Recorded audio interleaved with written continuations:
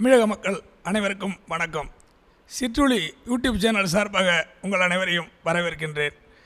அதாவதுங்க, தமிழக மக்கள் எடப்பாடி பழனிசாமியை நம்பலாமா, தமிழகத்தை எடப்பாடி பழனிசாமி நம்பி ஒப்படைக்கலாமா என்பதை பற்றி உங்களிடம் பகிர்ந்து கொள்ள விரும்புகிறேன்.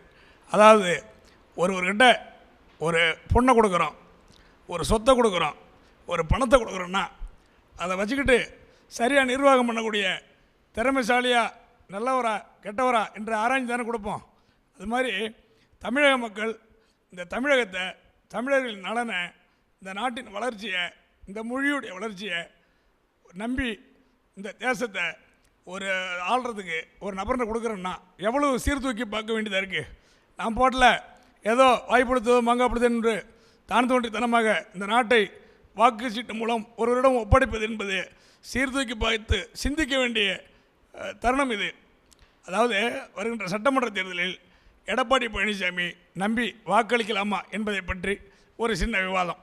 என்னன்னு கேட்டால், ஒரு முதலமைச்சர் பதவி கொடுத்தவங்களுக்கு, இப்போ நம்ம மக்கள் முதலமைச்சர் பதவி தரணும்னு வச்சுக்க, எடப்பாடி பழனிசாமிக்கு அவர் நம்பிக்கையாக இருப்பாரா? சசிகலா அம்மா கொடுத்தாங்க, காலில் விழுந்து போய் கும்பிட்டு வணங்கி வாங்கினார். என்ன நடந்துச்சு? சசிகலாவுக்கு நம்பிக்கையாக இருந்தாரா? சசிகலாவுக்கு நம்பிக்கையுரியவராக இருந்தாரா? இல்லை அவருக்கு எவ்வளவு தொல்லை கொடுத்து அவர் என்னை கொல்லவே பார்த்தாருன்றார். அதாவது இந்த பதவி சுகத்துக்காக யார் பதவி கொடுத்தாங்களோ அவங்கள அழிக்கிறதுக்கு, அவங்கள விரட்டுறதுக்கான எல்லா வேலையும் செஞ்சார். அப்புறம் ஓபிஎஸ் அதை விட முதலமைச்சர் இருந்தவர், ஜெயலலிதாவுக்கு நம்பிக்கையாக இருந்து ஜெயலலிதாவால் பாராட்டப்பட்ட ஓபிஎஸ்சிக்கும் நம்பிக்கை இல்லை. அப்புறம் கூட்டணியில் இருக்கிற மூத்த தலைவர்கள்லாம் செங்கோட்டையன், அதாவது சசிகலா பெரிது நம்பிய செங்கோட்டையன், அதாவது ஜெயலலிதா பெரிது நம்பிய செங்கோட்டையன் அவர்கள் கோபிச்செட்டி படத்தில் ஒரு முடிசூடா மன்னர், அதாவது நம்பிக்கைக்குரியவர், அதாவது ஜெயலலிதாவுக்கு ரூட்டு போட்டு கொடுக்குறவர், எலெக்ஷன் கொடுக்குறவர், ஒரு சீனியரு, அதாவது எடப்பாடியோட சீனியரு, அவரெல்லாம் கட்சியை விட்டு வெளியேற்றும் அளவுக்கு துரோகம் செய்தார். தம்பிதுரையை மேடையிலே அவமானப்படுத்துகிறார். தம்பிதுரை ஒரு மூத்த தலைவர், அவர் மேடையில் எவ்வளோ பேச விட மாட்டார், கைப்பிடிச்சா உட்காரியா உட்காரியான்றார். அது மாதிரி இருந்த சீனியர்கள்லாம் அவமானப்படுத்தினார். அப்புறம் இந்த பாஜகவோட கூட்டணி இருக்கிறார, எந்த விதத்துலேயும் நியாயமில்லாத கூட்டணி இது.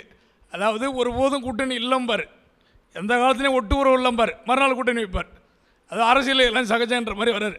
அதாவது தமிழக மக்களுக்கு பாஜகவால் எந்த ஒரு நன்மையும் கிடையாது. அதாவது தேசத்துக்கும் கிடையாது, ஒன்றும் சுதந்திர போராட்டத்தில் கலந்துக்கல. ஒரே ஒரு, அதாவது பாஜகவுடைய ஒரே முதலீடு மதம்.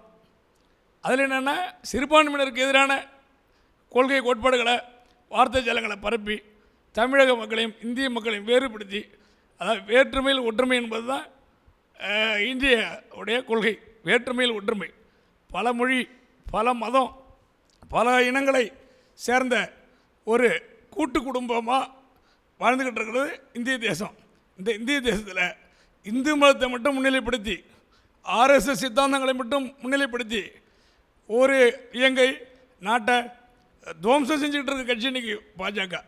கேட்டால் பாகிஸ்தானை காட்டுவான், முஸ்லீம் விரோதியை காட்டுவான், கிறிஸ்டின விரோதியை காட்டுவான். இன்றைக்கி அமெரிக்காக்காரன் கண்டிக்கிறான். அதாவது வெளியுறவு கொள்கையே மோசம். இவனை எந்த நாட்டுக்காரன் நம்பலை, சும்மா சின்ன சின்ன நாடை வச்சுட்டு போய் சொல்லிக்கிட்டு இந்திய மக்களை ஏமாற்றிட்டு இருக்கான்.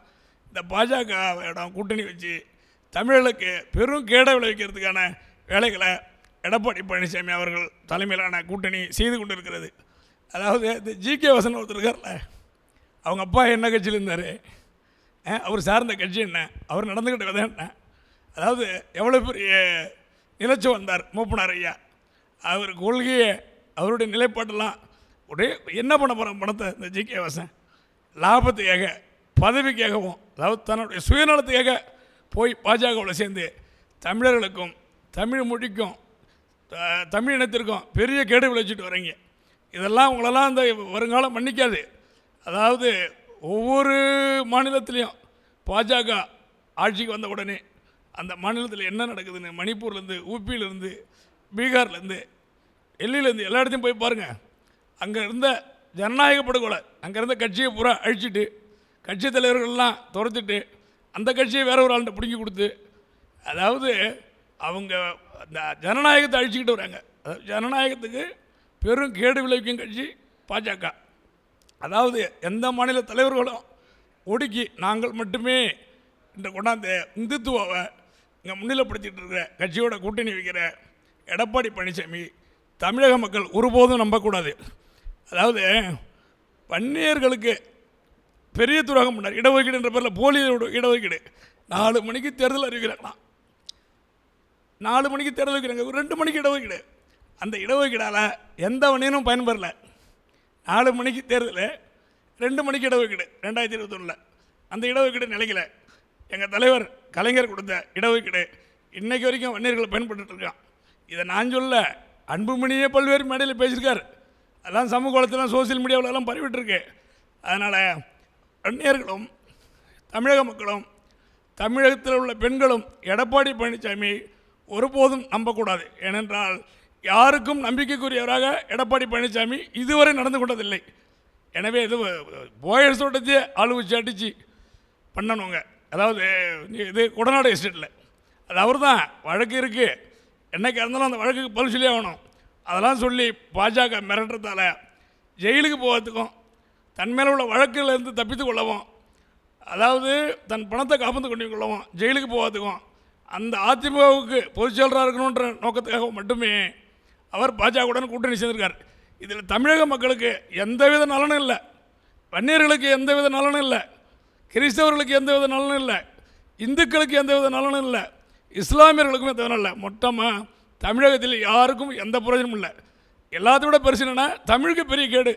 தமிழுக்கு நிதியே ஒதுக்க மாட்டான் பாஜகக்காரன், அதை பற்றியே பேச மாட்டார், சம்மந்தலாத்தெல்லாம் பேசிக்கிட்டு இருக்கார். அதனால் எடப்பாடி தலைமையிலான கூட்டணியை தமிழக மக்கள் புறக்கணிக்க வேண்டும் என்று தமிழ்நாட்டின் நலன் கருதியும் தமிழர்களின் நலன் கருதியும் தமிழ் மொழியின் நலன் கருதியும் தமிழக மக்களை நன்றாடி கேட்டுக்கொள்கிறேன். நன்றி, வணக்கம்.